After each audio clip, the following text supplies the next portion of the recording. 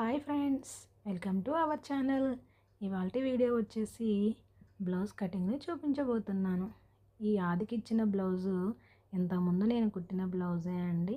మనం కుట్టిన బ్లౌజు మనకి ఆదికి ఇచ్చారు అని అంటే చాలా హ్యాపీగా అయితే ఉంటుంది కదా. సో ఈ ఆది బ్లౌజ్ తోటి మనం ఎలా కట్ చేసుకోవాలో చూసేద్దాం. ఏ బ్లౌజ్కైనా కూడా ముందు బ్యాక్ పార్ట్ని అయితే కట్ చేసుకుందాము.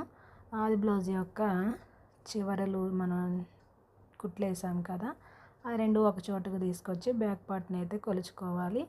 ఆది బ్లౌజ్ కన్నా ఒక 1 ఇంచ్ ఎక్స్ట్రా పెట్టేసుకుందాము. తర్వాత కప్పు ఆది బ్లౌజ్తోనే పెట్టేసి ఒక 1/2 ఇంచ్ అయితే ఎక్స్ట్రా పెట్టేసుకుందాం హెమ్మింగ్ కోసం అని. సైడ్ బార్ ఎంత ఉందో అంతే పెట్టేసుకుందాము. తర్వాత బ్లౌజ్ పొడవు వచ్చేసి షోల్డర్ దగ్గర నుంచి నడుం బెల్ట్ వరకు చెక్ చేసుకోవాలి. అక్కడ వరకు 17.5 ఇంచులు అయితే ఉంది. తర్వాత ఆది బ్లౌజ్ తోటి చంకను కూడా కొలుచుకోవాలి షోల్డర్స్ దగ్గర నుంచి. అలాగే షోల్డర్ కూడా 3.5 ఇంచులు అయితే ఉంది. సేమ్ ఆ మెజర్మెంట్స్తోనైతే మనం ఈ లైనింగ్ బ్లౌజ్పై మార్కింగ్ అయితే చేసుకుందాం. నెక్ వచ్చేసి 2 ఇంచులు పెడదామండి. అలాగే పైన కూడా నెక్ 2 ఇంచులు, కాకపోతే కొంచెం నెక్ అనేది 1/4 ఇంచ్ ఎక్స్ట్రా పెడదామనేసి అనుకున్నాను.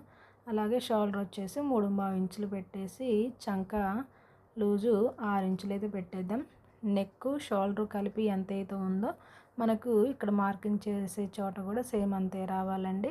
ఇలా మార్కింగ్ చేసిన దానిపైన ఓ బాక్స్ లాగా అయితే మార్కింగ్ చేసుకుందాం. షోల్డర్ దగ్గర 1.5 ఇంచు, నెక్కి 1/2 ఇంచుతోనైతే మార్కింగ్ చేసుకొని రౌండ్గా అయితే డ్రా చేసుకుందాం. ఇది రౌండ్ నెక్ కాబట్టి రౌండ్గా మార్కింగ్ చేశాను. షోల్డర్స్ దగ్గర ఒక 1/4 ఇంచు లోపలికైతే కట్ చేసుకోవాలండి. అలా కట్ చేయటం వల్ల షోల్డర్స్ అనేవి జారిపోకుండా నీట్గా అయితే వస్తాయి. కట్ చేసిన తర్వాత ఇప్పుడు హ్యాండ్స్ని అయితే కట్ చేసుకుందామండి. హ్యాండ్స్ని ఇలా చూపిస్తున్న విధంగా 4 మడతలుగా అయితే వేసుకోవాలి. తర్వాత ఇప్పుడు ఆది బ్లౌజ్ తీసుకోవాలి. ఆది బ్లౌజ్ తీసుకొని హ్యాండ్స్ ఎంతైతే ఉన్నాయో అంతే వరకు మార్కింగ్ చేసుకుందామండి. ఒక 1/4 ఇంచు ఎక్స్ట్రా అయితే పెట్టేశాను. తర్వాత టేప్ తీసుకొని ఒకసారి చెక్ చేసుకుందాం ఎంత పొడవు ఉందని. 8 ఇంచులు అయితే పెట్టానండి. 8 ఇంచులు పెట్టిన తర్వాత 3 ఇంచులు అనేది డౌన్ చేసుకోవాలి అండి. మనం హ్యాండ్స్ రౌండ్గా డ్రా చేసుకోవడానికి 2 ఇంచులతో మార్కింగ్ చేసుకొని మనం 3 ఇంచులు డౌన్ చేస్తే 5 వచ్చింది కదా, అక్కడకు ఇలా రౌండ్గా అయితే హ్యాండ్ షేప్లో ఇలా డ్రా చేసుకోవాలి. డ్రా చేసుకొని కట్ చేసుకోవాలి. ఇలా హ్యాండ్స్ కట్ చేసుకున్న తర్వాత సెంటర్లోనైతే ఒక టక్స్ ఇచ్చేసుకొని ముందు వైపు క్రాస్గా కట్ చేసుకొని అక్కడ కూడా టక్స్ పెట్టేసుకొని మార్కింగ్ అయితే చేసుకోవాలి. ఇక మిగిలిన క్లాత్ ఓపెనింగ్స్ అనేవి మన వైపు వచ్చేలాగా వేసుకొని బ్యాక్ పార్ట్తోనైతే ఫ్రంట్ పార్ట్ని కట్ చేసుకోవాలి. ఇది క్రాస్ కట్ బ్లౌజ్ కాబట్టి మనం క్లాత్ పైన బ్యాక్ పార్ట్ని ఇలా క్రాస్గా అయితే వేసుకోవాలండి.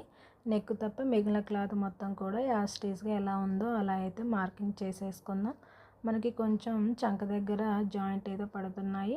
మనం కరెక్ట్గా చూసి సరి చేసుకొని మార్కింగ్ చేసుకోవాలండి. ఎక్కువగా జాయింట్స్ పడితే బ్లౌజ్ కుట్టడం అనేది చాలా ఎక్కువ టైం అయితే తీసుకుంటుంది.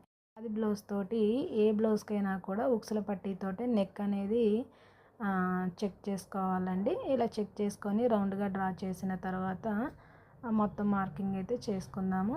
ఒకసారి ఇలా ఫ్రంట్ పార్ట్ను మొత్తం బార్ ఎలా తీసుకోవాలి అనుకుంటే ఆది బ్లౌజ్ ఉంటుంది కదండి, ఆది బ్లౌజ్ షోల్డర్స్ దగ్గర నుంచి షేప్ బెల్ట్ వేస్తాం కదా, టక్స్ వేసే అంతవరకు ఒకసారి మనం ఇలా క్రాస్గా పెట్టి చూసుకున్నామంటే అది పొడవు అనేది తెలుస్తుంది.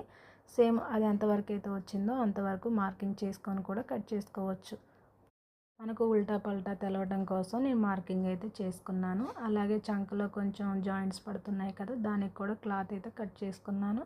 ఇక అంచులు ఉంటాయి కదా, దానిని నడుం బెల్ట్కి అలాగే ఉక్సుల పట్టీకి అయితే కట్ చేసుకున్నాను. అంచులో ఉన్న సైడ్ మాత్రమే కట్ చేసుకోవాలండి, లేకపోతే మళ్ళీ అంచులు మలిసి కుట్టుకోవటం ఇవన్నీ డబుల్ పని అవుతుంది. కనుక అంచుల వైపు ఉన్న క్లాత్ని మనం నడుం బెల్ట్కు అలాగే ఉక్సుల బెల్ట్కి కూడా వేసుకోవాల్సి ఉంటుంది. ఇక తర్వాత మనం షేప్ బెల్ట్ అయితే మార్కింగ్ చేసుకుందాము. ఆది బ్లౌజ్ తోటి మార్కింగ్ చేసుకోవటం అండి చాలా ఈజీగా అయితే కట్ చేసుకోవచ్చు.